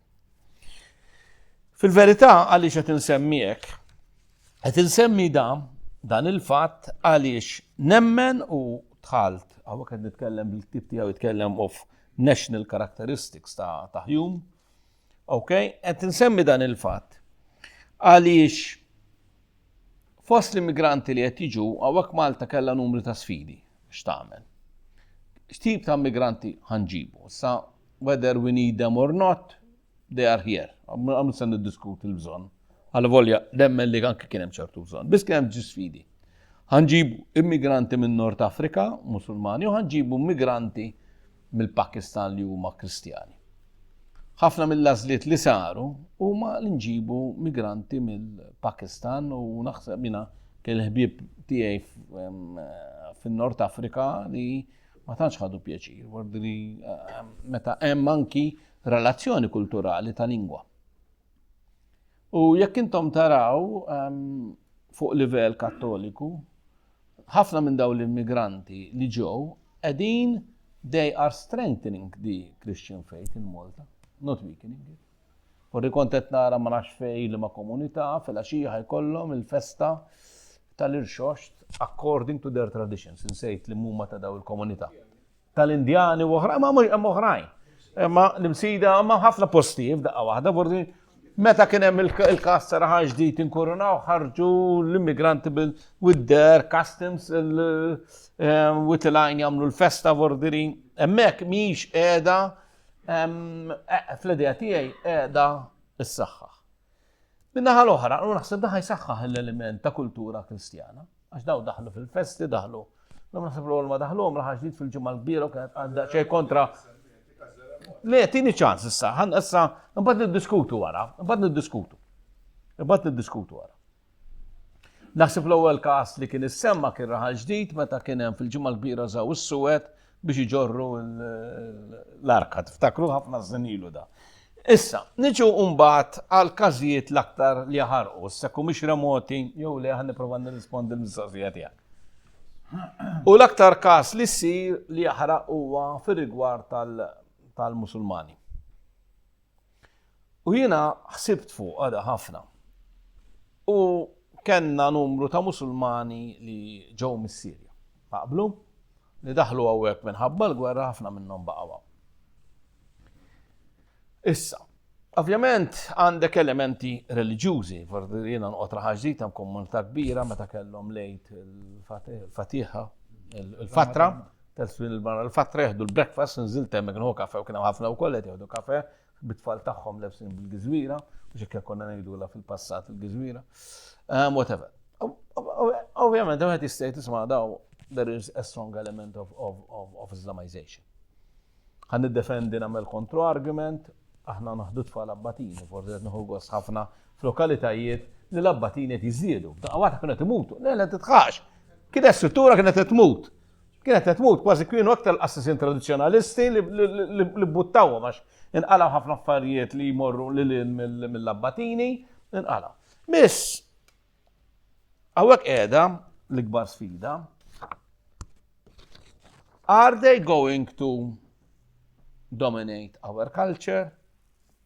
Jien ngħidilkom le. Tidu l-prova? L-element semitiku fil-Malti qed jissaħħaħ jew jiddajjef? Qed jkompli jiddajjef. Jiena kont nistenna, sa niedem li studjajt il-Malti, jiena kont nistenna li bdil preżenza qawwija ta' Sirjani, konna qabel it-tokk qed nibda nitkellmu. L-Malti fl-idea tiegħi ġej minn żewġ ferat, mill-Libanu ta' ħafna Arab insara li emigraw lejn mill-Lvant fis-seklu 19-11 lejn il-Pulment minħabba l-persekuzzjonijiet li kien hemm fil-Lvant tal-Mediterran u għandek Arbi li ġie minn Nord Afrika minn Tunis. Okay, li ħadu sqallija, allura ġej minn sqallija. U mbagħad kellek ukoll Arab li ġej minn Spanja, mill-Umayyad. Għalhekk għandek numru ta' termini Arab li huma parti mill-riti kattoliċi, Mamudija, Qudiesa, Assis, daw kollha ssibhom fil-lingwa Arbija. Jien kont nistenna b'dil-preżenza qawwija ta' Sirjani li ġewwa pajjiżna li l-element semitiku fil-Malti jissaħħaħ. L-element semitiku fil-Malti mhux jissaħħaħ. Jekk inti titkellmu ma' għalliema li għandhom it-tfal tagħhom, nitkellmu fuq multiculturalism, whatever, l-iskejjel fejn l-Arab, ftit minnhom jieħdu l-Arbi fil-klassi. Meta l-Arbi huwa sinonimu mal-Koran. Asa aħna maħna sinonimi? Għax il-Latin huwa sinonimu għalina mal-Bibja kif żviluppa fit-tradizzjoni kattolika. Li ħadd ma jinteressaħ li ftit jinteressahom jistudjaw il-Latin, jistudjajthom ma kemm hawn min jinteressaħ raġu daħluh il-Latin biex in-numri huma toddhom fuq ponozzu bajk. Vardiri, waqt li minnaħa l-oħra, l-integrazzjoni, whatever, ta' daw fil-riti kattoliċi, fil-tradizzjonijiet, għawak fej jerbaħ berkoħju, għad isiru parti mit-tradizzjonijiet tagħna. B'mod pożittiv. Fl-idea tiegħi b'mod pożittiv. Għalhekk qed ngħidlek, għalhekk qed ngħid li jekk il-lemin kattoliku, l-sfidu l-problemi li għandu, jibqa jassoċja ma' idejat li żviluppaw snilu u ma' jintegrax ma' l-idejat li qegħdin joħorġu, ovvjament bi-sfidi jista' jkun ukoll u b'indipendenza mill-ġerarkiji tal-Knisja. Okay, u hemmhekk fejn jidħol is-sekolarizmu jew l-laicità. Indipendenza fil-ġerarki. Mhux qed ngħid li għandu jidħol f'konflitt, permettu li mhux qed nidħol f'konflitt, imma b'indipendenza. U hemmhekk hija s-saħħa ta' Meloni u s-saħħa tal-oħrajn, b'indipendenza, b'rispett u b'indipendenza. Hemmhekk iva għandu futur. Jekk ma jkunx hemm dawn jekk ma jkunx hemm din l-istrateġija, l-idea tiegħi naqafaw ma naħdilkomx aktar ħin hawnhekk fejn naqal. Okay? U fir-rispett, Karmenu. Naħseb wara tiġix hekk qabel kien hemm l-emmi. U fir-rispett għax finalment dik ġiet maħluqa ta' dritt tal-proprjetà, ta' dritt tal-ħsieb ħieles. Dik kollha ġew indeterminati hemm, dak minn assassin ġew determinati. Dik id-dikjarazzjoni ta' dritti tal-bniedem tar-rivoluzzjoni. Ta' rivoluzzjoni. Jagħmlu assassin, jekk araw sew. xem fija. Tisse kollok, imma il-sanċija tissanċijom. Huwa l-użu estrem tagħha li wassal għal problemi, mixi. Ok, Vardri, ekk inti tara l-extreme. Non riesco a trovare la rete wifi. Controlla i collegamenti del modem di internet in questo momento. Controlla la connessione del tuo modem o router e riprova. Għali, bad omen, qabel mija, kontrija għedi. Maġara xej. Let me conclude. Għalek, maġara xej. Għalek, both Burke and Hume, okay, recognize that the arbitrary and relative application of these rights, li orejtkom, would have grave historical consequences. Emmek edha l-problema. Mux id-drittijiet li ġew iddikjarati. L-esekuzzjoni tagħhom b'mod arbitrarju u relattiv. Emmek ħajkun hemm great historical consequences. That is why those on the right should avoid falling into the trap of applying them selectively. Demmek kienet it-trap li għamlu il-lemin, that they were applied selectively. Both left and right, sometimes even the right, had fallen in that trap too.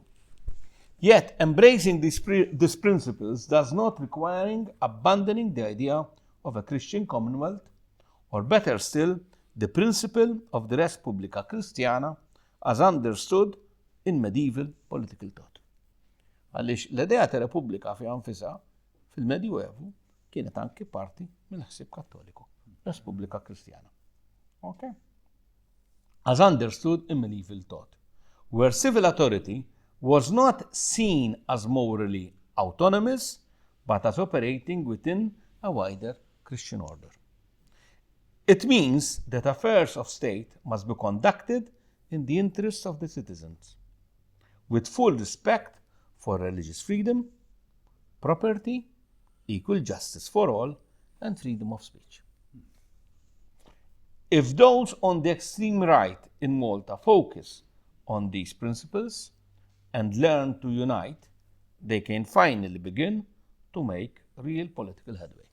Thank you. Grazie ħafna.